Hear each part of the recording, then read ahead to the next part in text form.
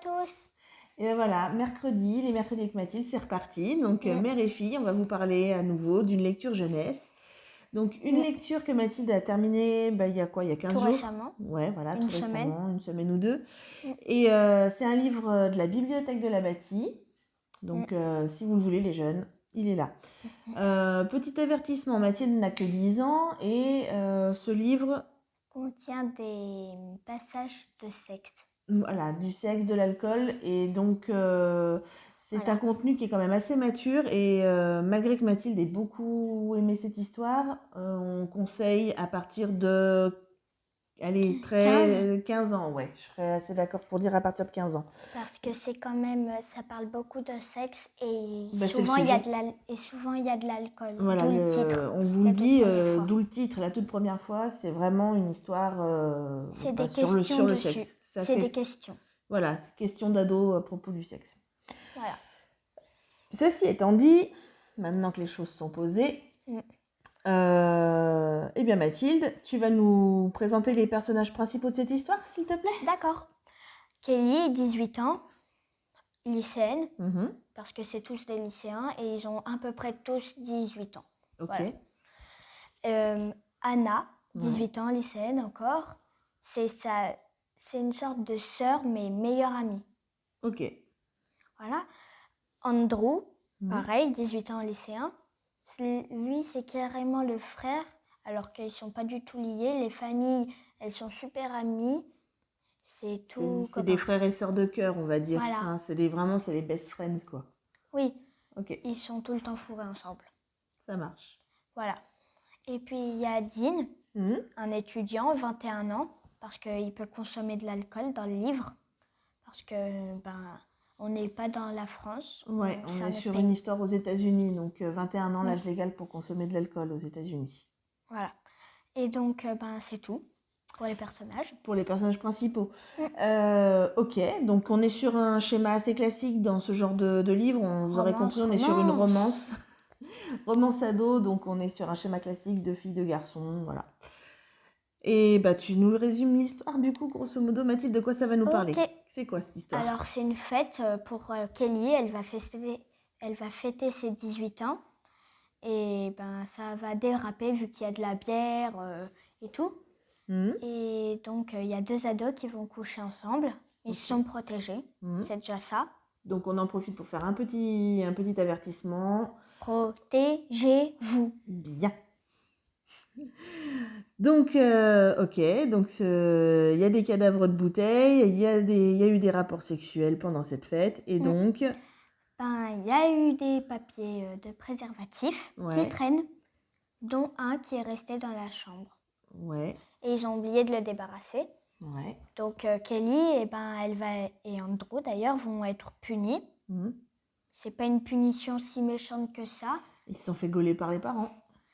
Encore. Ok. Et donc on va leur dire allez travailler chez quelqu'un, n'importe qui, mais travailler. Ok, donc en fait, ils se font gauler parce qu'ils n'ont pas fait le ménage à fond et il y a des... Si, ils ont fait le ménage à fond, Ouais, mais ils ont laissé les papiers de préservatifs, donc ils se sont fait rôder par les parents et du coup les parents les punissent en les envoyant bosser. Voilà. N'importe où, mais tant qu'ils bossent. Ok. Pendant un mois.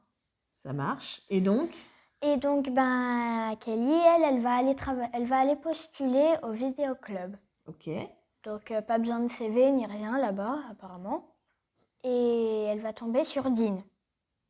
Et puis après, elle va se faire embaucher, sauf qu'elle tombe amoureuse de Dean.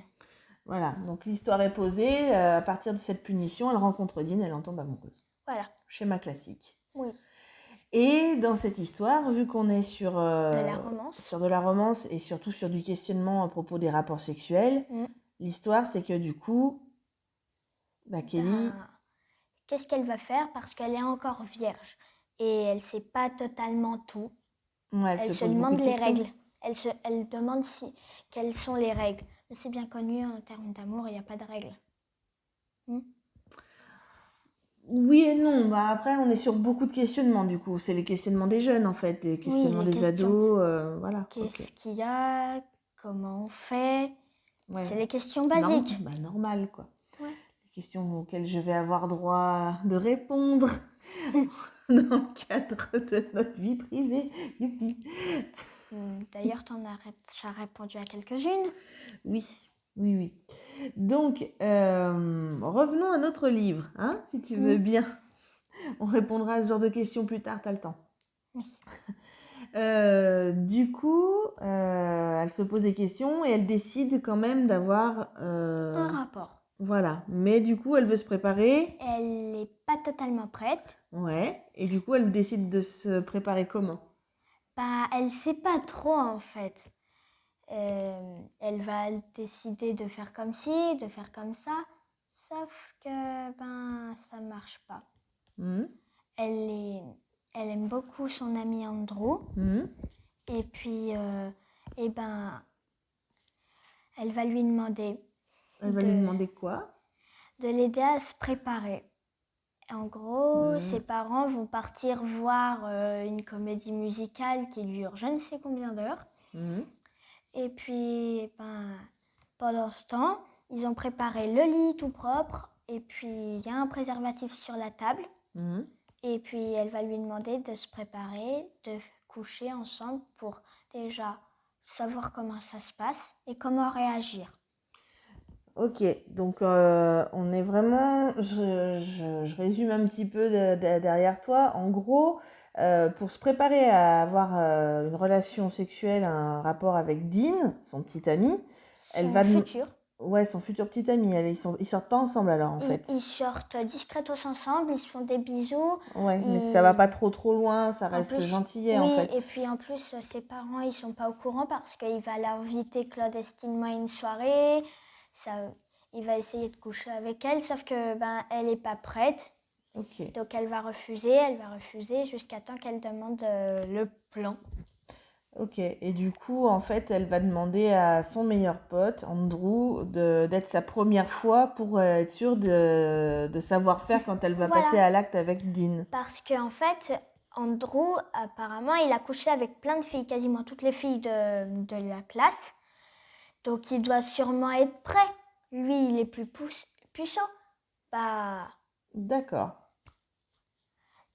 Peut-être que... Alors, on n'est pas là pour juger, c'est chacun son histoire, mais on peut quand même le dire, c'est pas un bon plan ce genre d'histoire. Hein. Non, parce qu'après, ça peut tout virer en éclat avec les amis. Ouais. Et puis d'ailleurs aussi avec ton petit ami d'ailleurs, parce que s'il apprend ça, ça va être colère. Donc les ados qui vont lire ce livre... Ne reproduisez pas tout à fait ça. à ne pas reproduire. Non, juste, voilà, c'est un conseil de maman que j'ai déjà donné à Mathilde, mais c'est un conseil de femme, un conseil de fille, un conseil de femme qui est passée par ce stade-là. Si un garçon vous force, déjà, c'est nul, hein, ça se fait pas. Consentement, le consentement, il se pose là. Et puis se forcer parce que les autres l'ont déjà fait, c'est aussi nul que d'y aller parce que le garçon vous supplie de le faire. En fait. Puis si c'est juste pour perdre sa virginité, ça vaut pas le coup parce que c'est clair. Vaut mieux avoir envie et d'y faire avec une personne que tu aimes vraiment.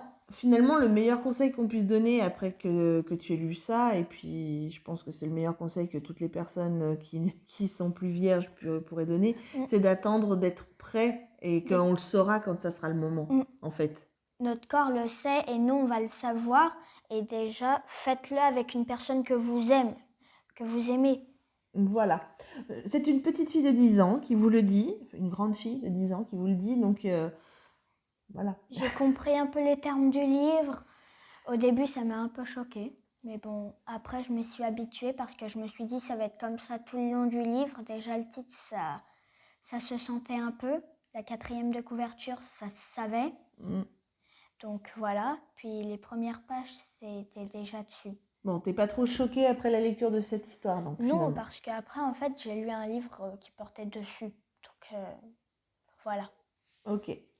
Bon, c'est vrai que Mathilde a lu cette histoire. Moi, je ne l'aurais pas recommandé à un enfant de 10 ans. J'étais un peu moyennement d'accord avec le fait que Mathilde emprunte ce livre à la biblio. N'empêche que, bon, elle l'a fait, mais c'est parce qu'on débriefe beaucoup. Voilà, on parle pas que de livres avec Mathilde, vous voyez, on a des questionnements, de longues discussions sur le sexe, le consentement, tout ce genre de Oui, choses. puis même à l'école, on va en parler, c'est dans le programme. Donc, Oui, c'est vrai qu'à voilà. l'école donc de la bâtie, les élèves reçoivent des cours d'éducation sexuelle, pas tous les jours, on est d'accord, pas forcément toutes les semaines, C'est qu'en mais il y cas de en a. besoin. Il y en a, et puis je pense que dans le contexte, dans le contexte de notre société maintenant, je pense que c'est important que vous ayez accès à Oui. ce genre de renseignements Mais pas que ça soit trop leste. pour pas subir non plus. Oui, parce qu'il Après, faut savoir quand même qu'il y a des accès pornographiques sur tous les endroits. Oui, bah en fait c'est ça le problème, c'est que vous évoluez maintenant dans une société qui est tellement où certaines choses sont tellement faciles et libres d'accès que vous allez vite tomber sur n'importe quoi. La pornographie. Exactement. Et puis de toute façon, que ce soit le sexe ou la violence, c'est devenu déjà des choses qui sont tellement banalisées maintenant que c'est limite plus choquant, alors que ça devrait rester quelque chose dont enfin, en fait, qui a l'air banalisé, mais dont on ne vous parle pas correctement, en fait. Oui. En plus, il y a certains livres qui portent vraiment dessus, mais il y a des livres qui sont positifs et négatifs sur. Donc, le guide du zizi sexuel de Titeuf, par exemple, là dans la classe, ça passe un peu entre toutes les mains.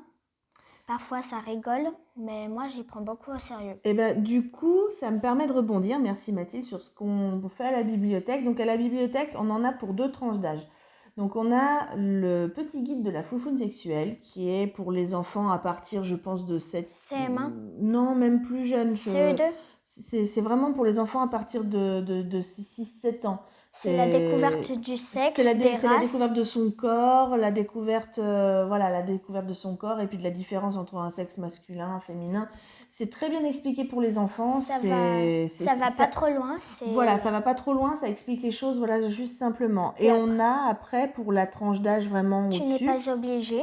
Tu n'es pas obligé. Ça, c'est orienté vers les filles. C'est plus orienté, alors, sur le corps féminin, on va dire, mais ça reste un bouquin, je pense, qu'il faut mettre entre les mains aussi des garçons, parce que ça explique très bien. Que les garçons se rendent compte que les femmes aussi ont des soucis naturels, comme eux. Alors, c'est pas, je le présenterai pas comme ça, moi, Mathilde, tu vois, je dirais que plutôt que, en fait, les questionnements des filles, et puis ce qu'on leur... un peu les choses que la société a plus ou moins fait porter sur les épaules des filles depuis beaucoup de décennies. Même des légendes, c'est porté sur les femmes. Ah, les femmes, c'est des sorcières. Non, c'est même pas ça. En fait, c'est par exemple, dans Tu n'es pas obligé, on va expliquer qu'on n'est pas obligé de se raser, de s'épiler, qu'on n'est pas obligé d'être hétérosexuel, qu'on n'est pas obligé d'avoir des rapports, que pendant les rapports sexuels, on n'est pas obligé de faire telle ou telle pratique. Qu'on n'est pas obligé de souffrir. Qu'on n'est pas obligé d'avoir mal quand on a ses règles. Enfin, voilà, ça explique beaucoup de choses par rapport au corps féminin. Et du coup, c'est important pour les jeunes filles, je pense, de le lire parce que justement, ça leur permettra de ne pas se mettre sur les épaules le poids de toutes ces imprécations. Porter une montagne. Voilà, elles ne sont pas obligées de porter une montagne sur leurs épaules.